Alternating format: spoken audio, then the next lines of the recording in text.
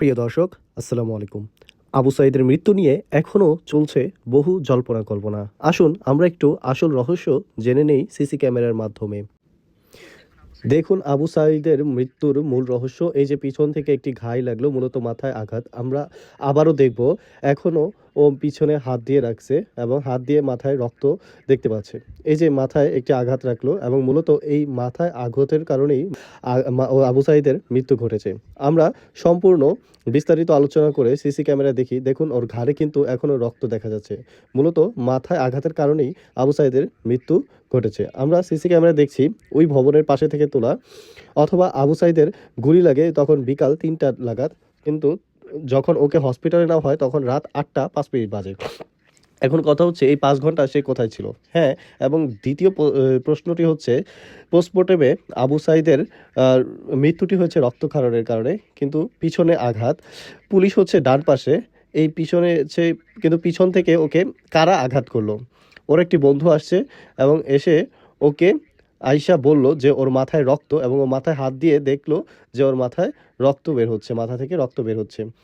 So ওই যে আবু সাঈদ, তো কোথা থেকে হয়তো ওর মাথায় আঘাত আসছে, ভারী লাগছে, এবং সেখান থেকেই কিন্তু ওর মৃত্যুটা হয়েছে। আর সবাই বলতেছে পুলিশের রাবারের গুলির কারণে ও মৃত্যুবরণ করেছে।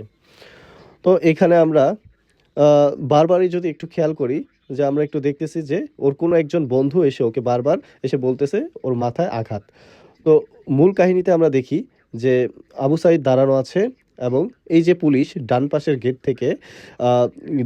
থেকে ওকে ফায়ার করে, এবং আহ, ওর বডি মুভমেন্টগুলো দেখুন, যে ওর রাবারের গুলি লাগার সাথে সাথে কিন্তু ও পিছনে চাইপা আসে, এবং রাবার গুলিতে কিন্তু মানুষ সহজে মরে না, এবং মরবে এরকম মানুষ কিন্তু খুবই কম আছে, মরে গেছে এরকম মানুষ খুবই কম আছে। তো ওর গায়ে রাবারের গুলি লাগার সাথে সাথে ও কি হয়েছে, হেঁটে গিয়ে একটা জায়গায় বসে পড়লো, ওই যে বসে পড়লো।